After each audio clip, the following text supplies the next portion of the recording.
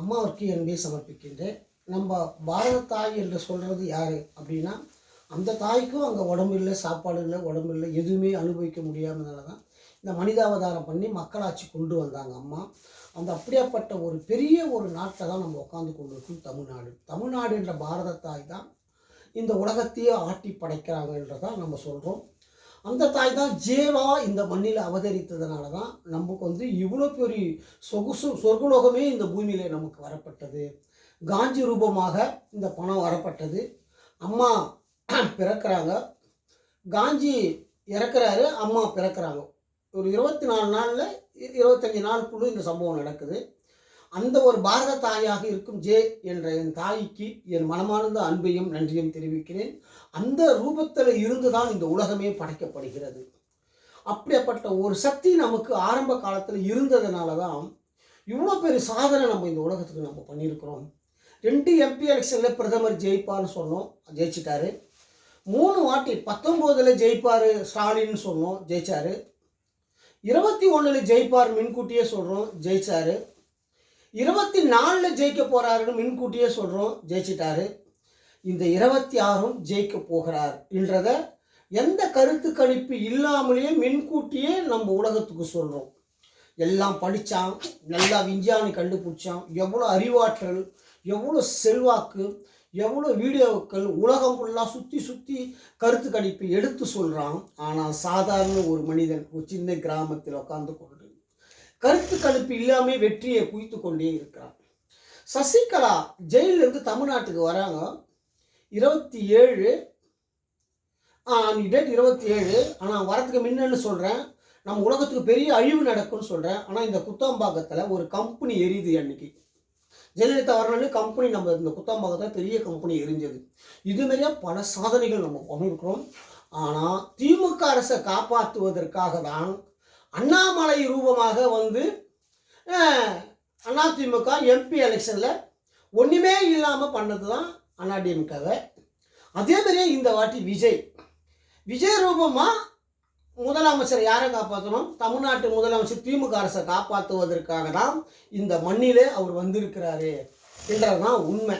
அது எப்படி வந்திருக்கிறாருன்னு கேட்டிங்கன்னா, 2 வருஷத்துக்கு அவருடைய சக்தியை வெளியே கொண்டு வராரு. 2024 வெளியே வராரு.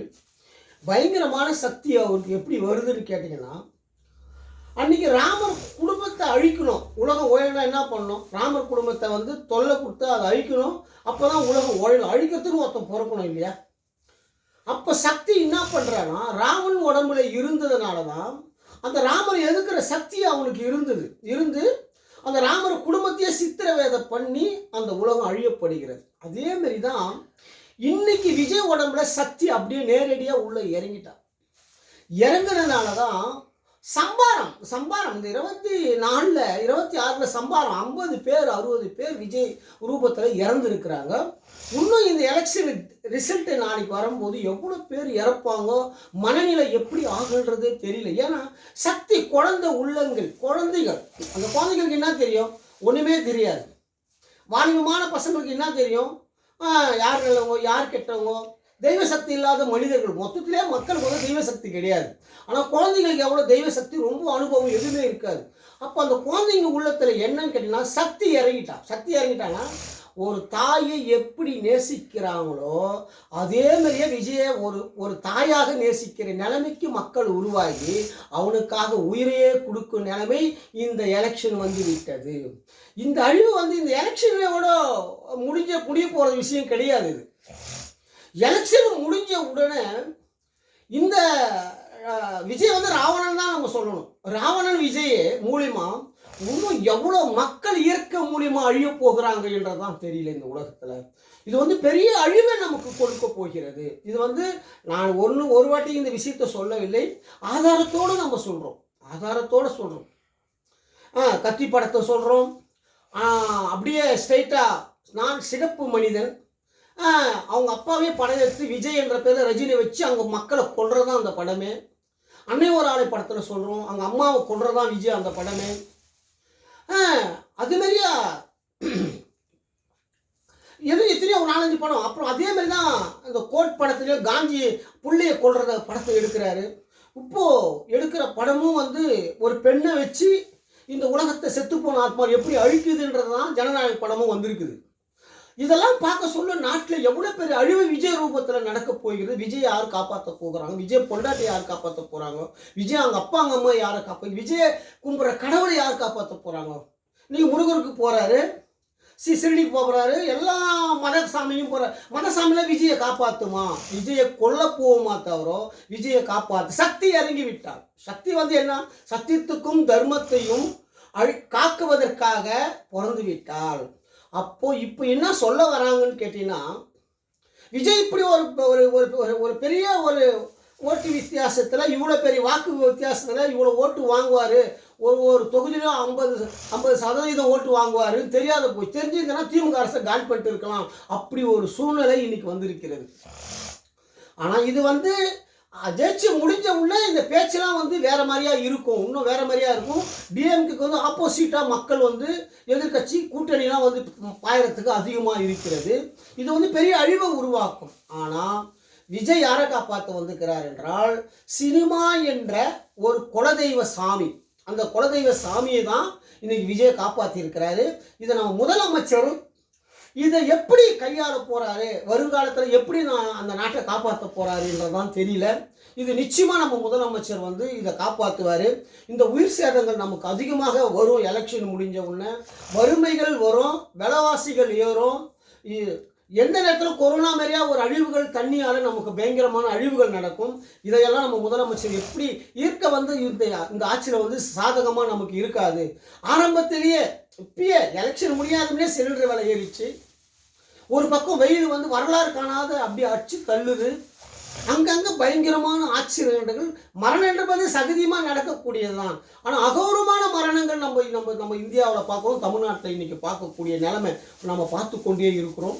இது வந்து இன்னும் பெரிய அழிவை நமக்கு கொடுக்கும். இது எப்படி நம்ம முதலமைச்சர் கையாள போகிறாரு அப்படின்றதான் தெரியல. ஆனால் முதலமைச்சர் நிச்சயமாக நம்ம தமிழ்நாட்டை காப்பாற்றுவார்.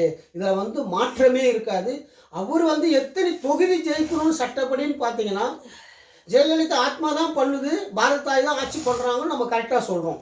அப்போ கரெக்டாக சொல்ல அப்போ அண்ணாமலை வர சொல்ல எம்பி எலெக்ஷனில் ஒன்றுமே அதிமுக இல்லாமல் போயிடுச்சு. அப்போ விஜய் வந்து 50% ஓட்டு வாங்குறாருன்னு சொன்னால், அப்போ அதிமுகவுக்கும் மொத்த இடமே வந்து அவுட் ஹவுஸ் ஆகணும் சட்டப்படி. ஆனால் இது எம்எல்ஏ எலெக்ஷன்றதுனால குறைஞ்சபட்சம் ஒரு 20 தொகுதி, 15 தொகுதி, 30 தொகுதி, 40 தொகுதிக்குள்ளே தான் அதிமுக ஜெயிக்கணும். ஆனால் ஃபுல் மெஜாரிட்டியில் ஜெயிக்கிறதுக்கு வாய்ப்பே கிடையாது. ஆனால் 170 சீட்டுகள் என்ற திமுக ஜெயிக்கிறதுக்கு வாய்ப்பு இருக்குது. 170 சீட்டு முதல் நான் சொல்கிற கணக்கு. 200 சீட்டும் ஜெயிக்கலாம், 210 சீட்டும் ஜெயிக்கலாம். ஏன் நான் சொல்ல வரேன்னா, ஆத்மா நினைத்தால் இந்த உலகத்தை, அந்த ஓட்டில் உள்ளே இருக்கிற எல்லா சிஸ்டத்தையும் மாற்றக்கூடிய சக்தி இயற்கை என்ற ஒரு பாரத் ஆகி இருக்கிறது. இந்த ரகசியம் யாருக்குமே தெரியாது. நம்ம கருக்குள்ளே இருக்க சொல்ல அந்த உருவத்தை எப்படி படைக்கிறாங்க என்றதை ஓசிங்க. கொஞ்ச நாள் சாதாரண ஓசிங்க மக்கள் எல்லாம். ரெண்டாவது, நம்ம சாப்பிட்ற பொருள் ஒரே மண்ணில் எவ்வளோ பெரிய மாற்றங்கள் உருவாகி இந்த மண்ணில் சுவைகள் உருவாகிறது. எப்படின்ற உணவு, ஒரே ஒரு பச்சை செடியில் எவ்வளோ விஷயங்கள் இந்த பூமியில் படைக்கப்படுகிறது. இதெல்லாம் எப்படி? அப்போ இந்த பேப்பரை மாற்றத்துக்கு தெய்வத்தால் முடியாதா, பாரத்தாயால் முடியாதா? அப்படியே பூமி பொழந்த சீட்டா மேலே வர அப்படியேப்பட்ட பூமியில் நம்ம வாழ்ந்து கொண்டு இருக்கிறோம். அப்போ அந்த பேப்பரை மாற்ற முடியாதா? இந்த பேப்பரை மாற்றி கூட திமுக அரசு 200 சீட்டு மேலேயும் சீக்கிரத்துக்கு வாய்ப்பு இருக்கிறது. இதில் வந்து மாற்றமே இருக்காது. ஏன்னு கேட்டேன்னா, சக்தி என்றவங்க யார்? ஒரு பெண்ணு. இந்த 12ல் பிறக்கிறவங்க பயங்கரமான சக்தி கொண்டவங்க தான் இந்த உலகத்தில். எம்ஜிஆர் 12ஆம் தேதி சுட்டாரு, எத்தனையோ வாட்டி சொல்லிட்டார், சாகலை. எடப்பாடி 12ஆம் தேதி பிறந்தார். ஆனால் எடப்பாடிகள் தெய்வ சக்தி இல்லாதனால 3 எலெக்ஷனை தோற்று, ரெண்டாவது வந்து அசுர சக்தியாக மாறி கொடநாட்டில் மக்கள் செத்து, இன்னும் எவ்வளோ அழிவுகள் அதிகமாக நடந்து இவருக்கு சாதகமாக எதுவுமே உலகத்தில் அமையல. அப்போது அசுர சக்தியாக எடப்பாடி ஆட்சி மாறி போச்சு.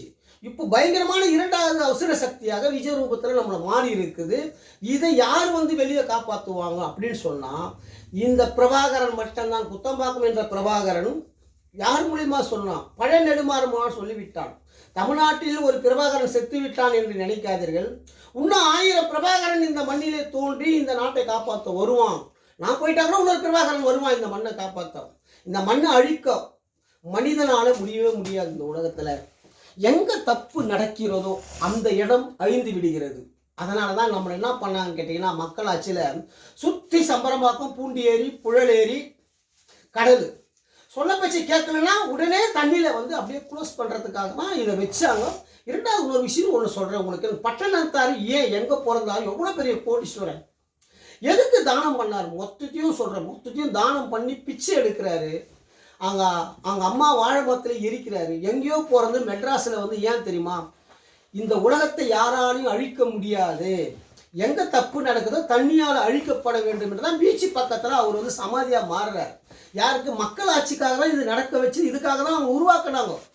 பட்டணத்தாரை உருவாக்குனதே இதுக்காக தான், மக்கள் ஆட்சிக்காக தான். இது சொன்ன பேச்சுக்காகனா தண்ணியில் உங்களை கொண்டுடுவாங்கன்றதுக்காக தான் அந்த பட்டணத்தார். ஏன்னா ஏன் சொல்ல வரேன்னா, நான் ஒன்றையும் சொல்கிறேன், பிரதமருக்கு சொல்கிறேன், முதலமைச்சருக்கு சொல்கிறேன். இந்த பாரத தாயின்றவோ உங்களுக்கு எல்லோருக்குமே உங்களுக்கு தெரிஞ்ச ஒரு விஷயம், சிவபெருமானியே எவ்வளோ ஒரு கொடூரமான செயலை காசியில் பண்ணாங்கன்றதை நீங்கள் உணருங்க. மொத்தத்தில் ஹரிச்சந்திரன் எவ்வளோ பெரிய நாட்டு அரசன், அவனை எவ்வளோ ஒரு கொடுமை பண்ணாங்கன்றதை உணருங்க. முதல்ல மன்னர் காலத்தில் எவ்வளோ பெரிய மன்னன் கடவுள்கிட்ட நேராக பேசி கோயில் கட்டி ஆட்சி பண்ணுறான். அவனையே கரண்ட் கொடுக்காத, அவனையே வந்து சித்திரவேதை பணம் கொடுக்காம கொடூரமான சித்திரவேதை பண்ண நாடு இது. அப்போ நம்ம இவ்வளோ பெரிய சொர்க்கம் நமக்கு அந்த தாய் கொடுத்துருக்குறா. அந்த தாயை வெளியே காமிக்கணும் என்ற எண்ணம் உங்களுக்கு வந்தால் மட்டும்தான் இந்த வாழ்க்கை உன்னுடைய குழந்தைகள் அனுபவிக்க முடியும், உன்னுடைய தொண்டர்கள் அனுபவிக்க முடியும், எல்லோருமே அனுபவிக்க முடியும். இதில் அனுபவிக்க வாய்ப்பே கிடையாது.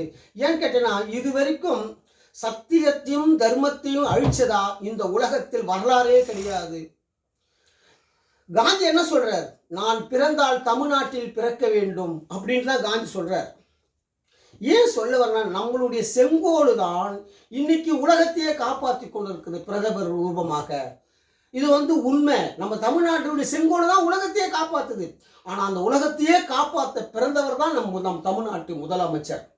ஆனால் நான் உலகத்துக்கு வந்தால் தமிழ்நாட்டு முதலமைச்சருக்கு பேரும் புகழும் கடவுளாகி இந்த உலகத்திலே பெரிய உலக சாதனையே படைத்துட்டு தான் இந்த முதலமைச்சர் மறைவாரா தவிர வேற மாற்ற பிரதமரும் முதலமைச்சரும் உலகத்திலே பெரிய சாதனை. கடவுள் மனித ரூபமாக வந்தார்ன்றது தான் இது உண்மையாக இருக்கும். இது அவங்க பேரும் புகழும் அழிச்சிக்க போறாங்களா, என்னால இல்லை ஏன் ரூபத்தில் அவங்க காப்பாற்றிக்க போறாங்களா அப்படின்றதான் தெரியல.